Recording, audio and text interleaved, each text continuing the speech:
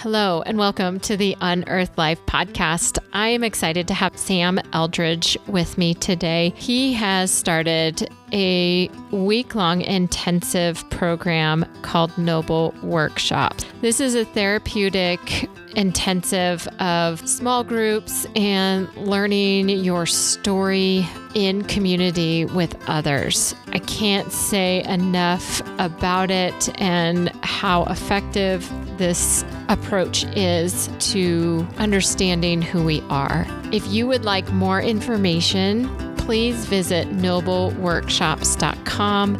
They have openings in their July and August intensives, and you can find out more information there. I hope you really enjoy this as much as I did.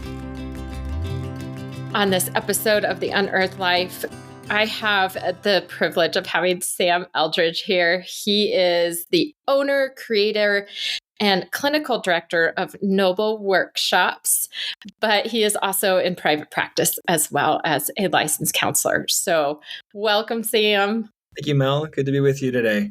I would love to hear, just to get an idea of your heart and life as well, for people to get to know you, kind of where is God moving in your life? Where do you feel his love for you, some joy, maybe a good story, whatever you'd like to do? Yeah. Thank you for the snapshot on the season question. My first reaction is it's actually been a fairly exhausting season relationally, unfortunately. I obviously I think I'd prefer that relationships be really easy and smooth. And there's been a lot of different, whether it's clients, and there's been some that are in hard seasons. And as a clinician, I can carry folks home sometimes emotionally and mentally, but also folks in my world that there's been an extra need to navigate for whatever reason. It feels like April and January this year were like 3 months long each. Like they just were the months that didn't end. And so as we're recording this, the lilacs in my backyard are blooming, and I've been experiencing a lot of care and just the hope of spring. There's been some mornings where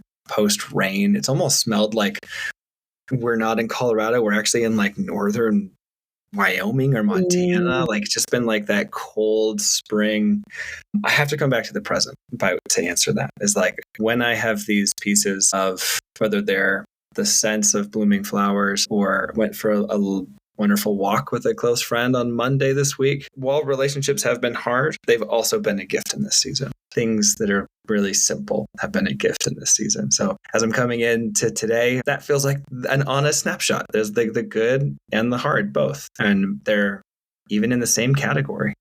Yeah. Well, thank you for your honesty. I love it when people show up, just honest, share your heart in that. I am excited to talk to you about what your new endeavor is, to have you explain what created Noble Workshops in kind of your story. I would love for you to maybe even go back a couple years and just, where God was bringing this to fruition with your degree and all of that and what it is. Yeah, awesome. I'd go back a couple of years. In some ways, Mel, I could feel like I could go back 20 years. The decades of getting to see the effect of the Wild at Heart and Captivating retreats in the mountains, and to go like, well, what happens when you can set the stage? I think one of my parents' first events was at Glen Erie, and it was like this emphasis on beauty, this emphasis on like where can we make the physical space align with the spiritual and mental content? Because what we're surrounded by impacts us. So in some ways, I feel like the stage was set literally 20 years ago. Then let's fast forward 10 years to kind of split the difference, doing some work with Dan Allender out in Seattle and learning to read our stories, our life as a story, what have been the deep movements of both pain and hope and love and harm, and how they have actually told a cohesive tale. And a lot of that was done in group work. They've got this great phrase out there: you can't take anyone somewhere you haven't been willing to go yourself. And by that, they didn't mean and don't mean that you have to have experienced every form of trauma or harm in order to go there with someone else. But you have to have been willing to face your own family of origin, your own, you name it. Like if you have needed to have courage as you move into your story, then it's appropriate to ask somebody else to do the same. So they had us write stories of harm or of grief and then read them aloud to functionally strangers. I mean, we were in this group practice or group training together, but I remember at that stage, Mel, thinking, I can read this story. I just need to know where I got to hide everybody's body afterwards. Right? Like it was. Oh yeah, no, I get it. Terrible. Vulnerability of. Yeah, I said too much. I don't want you all walking around with this knowledge afterwards. This feels too exposed. And yet something was unlocking that I didn't have the words for yet. That was someone else hearing and a group hearing parts of your story and getting to watch them weep and rage and laugh and celebrate along with myself in that. Some of it went sideways. I'm not going to say that it all went great. There was a moment in one of my stories where I think a fellow in the group misunderstood what I was trying to communicate and ended up partnering with the message of the harmer at the end. Like, I wanted that to happen. And you're like, what the heck is going? Whoa. But it's messy and it's much more real. And it didn't feel sterile. And we were able to even walk that out in a group setting that did have guidance, that did have someone shepherding, a lead therapist to help us with the repair cycle and not have that just go off the rails. So then fast forward, and this will be my last piece that began building towards the workshops. While I was in grad school, I started looking around and felt like the path afterwards for most mental health care kind of follows two trajectories. One, we go into a group of some kind, and there's the comfort and the connection. There's resources. You're not needing to be a jack of all trades, but it's probably going to be a stretch to get groceries on the table long term. And it's going to need to be a dual income type scenario. Mm-hmm. And the alternative is to go solo. And you solve maybe the income problem, but you add a lot of stress and wear. And I would look at my friends here in Colorado Springs who have been in private practice for, some of them, 15, 16 years. And they look like the before and after office photos of presidents. Like they're aging in dog years, right?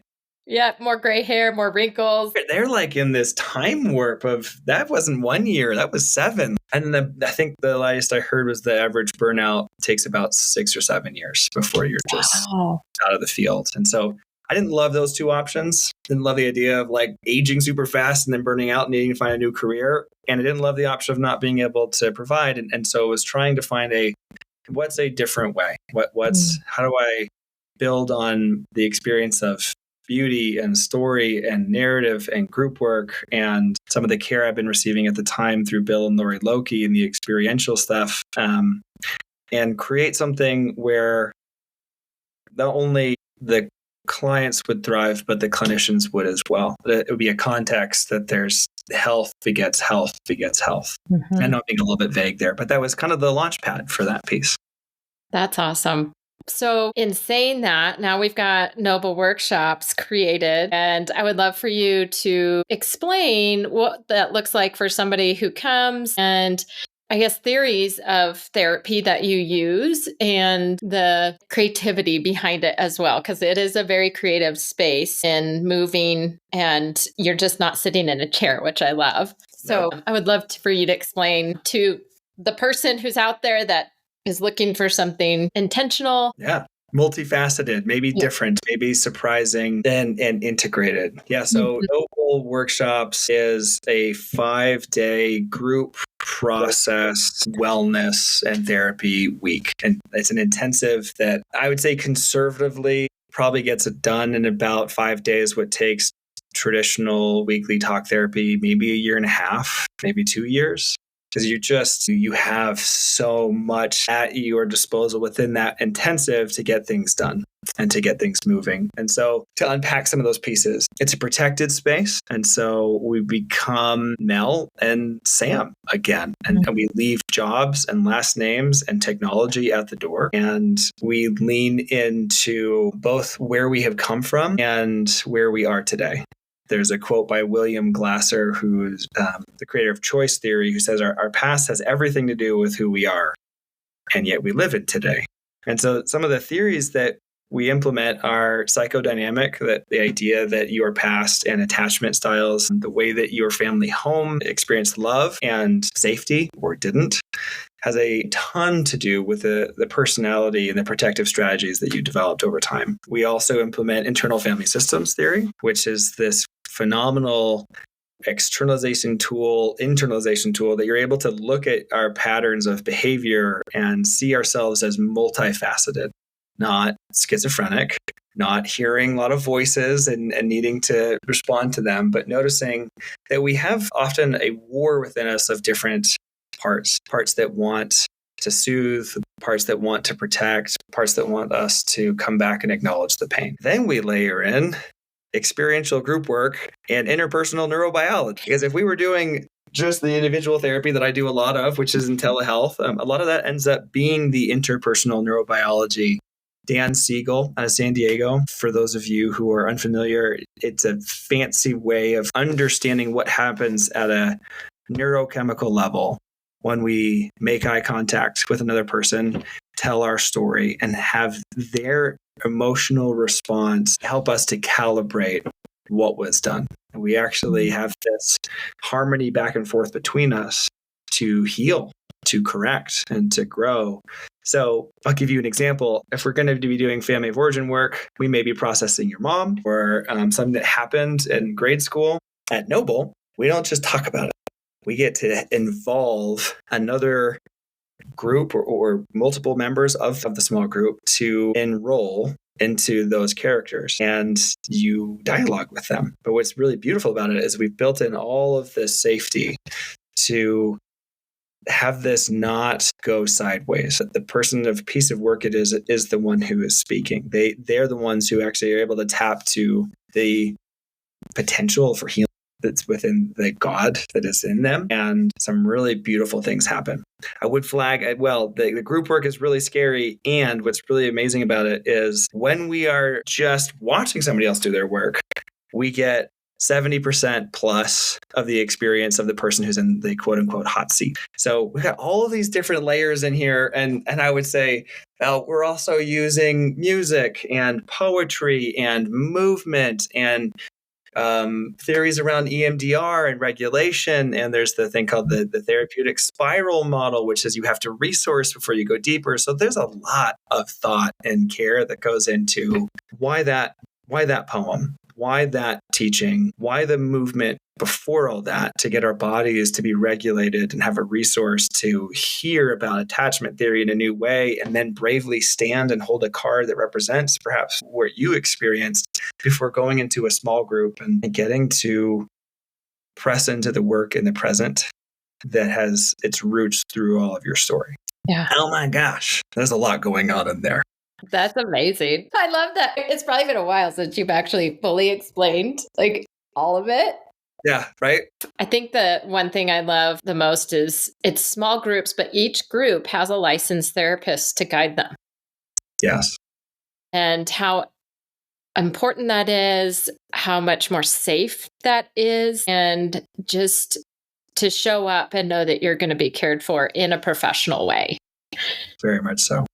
Yeah. Not shooting from the hip. This is, we work really hard to earn trust quickly so that we can move quickly as well. I've spoken to quite a few people that have come through your workshops, and they do say it's like 2 years of therapy. It takes a lot to filter through at the end. A lot of them are so grateful. I mean, all the ones that I've talked to are grateful for the week, for what they've learned, and that it's life-changing. What is your biggest hope that somebody might walk away with, or, even a couple, because I know couples come together too, which is interesting as well. Interesting is a nice, safe word. It is interesting. I actually am curious, do you put them in the same small group or do you separate them? Never. They're not allowed, according to my rules, to be in the same small group. And the thought behind that is just to give their bodies and their souls and their minds the rest of, you don't have to carry your partner while doing the work. It's not to say that we're all convinced there's some dark secret you can only confess in the other small group. It's that I love my wife. And if she was in the room and she was doing her work and it was emotional for her, it would be hard for me to be paying attention to what was happening for me. My concern, my empathy would be more on what does she need? How do I, and then my own like codependency would be triggered and I would not be helping myself or helping her. So that's really the theory behind why we have couples come. And so maybe, a snapshot on that. We keep our groups somewhere between 15 and 20, just depending on kind of how many folks come at a time. So it's already pretty intimate. And we then split into even smaller groups of 5 or 6 attendees for one lead therapist. What is my hope within those pieces? I've had to kind of maybe put a couple of them out there because for some folks who come, the takeaway is going to be having language at last to understand what they've been feeling and wrestling with. And that's going to maybe have come through a teaching on a Tuesday morning. And it maybe came through somebody else's piece of work where they watch them speaking to their younger self. And this person who's got this takeaway of, I didn't have those words yet, they weren't even involved. They were just a bystander who was in the room watching it happen. Are you kidding me? Like, put a price tag on being able to have language for your story? Yeah, that would be a home run. That would be amazing. For others, my hope for them is that the patterns that we've been in, we get an increase of awareness and the ability to make some real practical shifts away from, so that when we leave 5 days like that, it can feel like maybe a fire hose. It can feel like 5 years. We've got a saying called trauma time. Some people try to put lipstick on it. They call it like sacred time. Like, okay, whatever you need to call it, time slows down. Yeah. The 5 days feels really long, and sometimes a really difficult way. It's work. In other ways, a really holy way. When folks leave, I think the thing that I've gotten the feedback a lot from attendees is I now have some tools to make that perhaps 2 degree, perhaps 10 degree shift. And it's that, oh, here's that part of me and here's where it's connected to. And I've already said some of the things I needed to experience freedom. And so now my ability to choose differently is on the table, if not an autopilot yet. It's an option. Whereas before it felt like we were just going to go around and around on that merry-go-round and never be able to get off, never to be able to slow down. Mm-hmm. I would say Noble is not like a chemical dependency freedom program. So if there's like a more medical type issue, if this is like a drug or alcohol withdrawal, Noble's not suited to provide the care for that. So this is not for the chemical dependency rehab. We just want to be able to provide the right kind of care for what's needed. This is like, if you have a history of that, but that's not flaring up, okay, we can work. But we do actually have an application process so that we know that folks are coming in, have the internal resources and the capacity to not only do the work, but not get taken out by doing it. Yeah. That would not serve anybody. Come and just feel like the frog in science class. You got all dissected. Nobody put you back together. That's not the hope either. That's a great example. I would assume, as for somebody considering doing Noble workshops and an intensive, your heart and your mind really have to be ready and open to whatever is going to come their way that week. Like, if you come in with reservations and, already assumptions and maybe a handout of, I don't know about this, I would assume, tell me if I'm wrong, they're going to go through that whole week. It's going to be really difficult and they might not get what they're needing to get because they're not open to what is available. Yeah, that's a hard one. And I mean that genuinely. I've seen it on a couple of the workshops that we've done. There'd be some pretty profound regret, if not grief, come Tuesday night or Thursday night. I'm sorry. So if the events begin Monday, they're going to end Friday afternoon. And so it's usually by about Thursday evening when like all of the big significant pieces of work have been done. And Friday is going to be a lot on integration, landing, carrying this forward. And that's when the light bulb goes off of, I held back. I wasn't really honest. I didn't choose to risk. And those are hard moments because for that week, we don't get to wind the clock back. And it's a helpful lesson as well, perhaps, for those of us who just aren't ready for some of those pieces. And I would say, I want to wave the flag. I love the way you phrased it, Mel, of when our heart and our mind are ready, there's a time for it. And so if it feels like the right time for it, I would say like relax into that, because you'll get what you need and you may be surprised by what you need. Most of us often are. And I would also have like, then there's the other side of the coin of when does it hurt enough? Genuine question. When does it hurt enough to be willing to risk something different? And if this is just going to be the next in the line of like self-improvement or checking a box or feeling pressured, I don't know that the pain's there enough to make you risk changing. Now, I would say, I've seen a couple of attendees have come who were like, I kind of got bullied a little bit by my friends or my spouse. And there's that like kind of a begrudging thing on the opening night of like, I was told I should be here. As long as even those folks have had really good experiences, because if there's the curiosity, that'll get you really, really far. And I think each event will begin with those three pieces of, can there be some curiosity? Yes. Can there be some courage? And can there be some compassion for all of the work that we're about to do? If you have those three things, then we can move forward. Yeah. But if you don't, then we got to be curious as to why. Yeah, absolutely. Do you have some, I'd be, again, curious, feedback on, or a good story of just somebody who was changed, or a couple stories or examples of who come to the workshop and give you feedback? Would you be willing to share what's been the word of people after they go home? A lot of the words end up being surprise and gratitude around what was accessed. Okay. That I think that's why it can feel like 1.5 to 2 years of traditional talk therapy, is that I'll use myself as an example, because I'm still a client. I have several therapists that I see and benefit from. And I can be a tough client because I get in my head and I'm like trying to understand it. I'm trying to intellectualize it. And I'm like, I know, but I don't do. I know, but it hasn't made that 16-inch journey to the heart. And then sometimes I'm able to drop in, and I would say, that's going to be 20% of the time if I'm being generous for my own work there. And that's going to feel like it's chipping away slowly. So if we were able to provide a context where you can begin with some head knowledge of, I think it's this and this and this. I'll give you an example from the last event that I have permission to share. And I'll still be vague though. There was a similarity between two members of the group that I was leading in some of their stories and some of the ways that they experienced, quite frankly, like self-contempt, not just shame, but maybe self-hatred for their own story.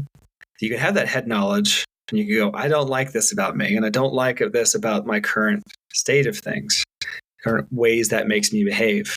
But then what happens is one of those people, the members of the group, was enrolled as that younger place, and the other was speaking for themselves as the voice of self-hatred. So we've moved beyond, we're like, yes, we had the head knowledge, we know the story, but now we're going to actually put words to it and say it to another human being.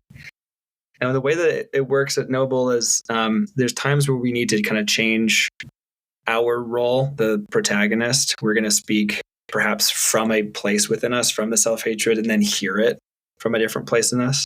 So you've got these two members of a group who functionally have a very similar story here. And one of them is helping the other by being in the scene and now has been given the lines to speak back.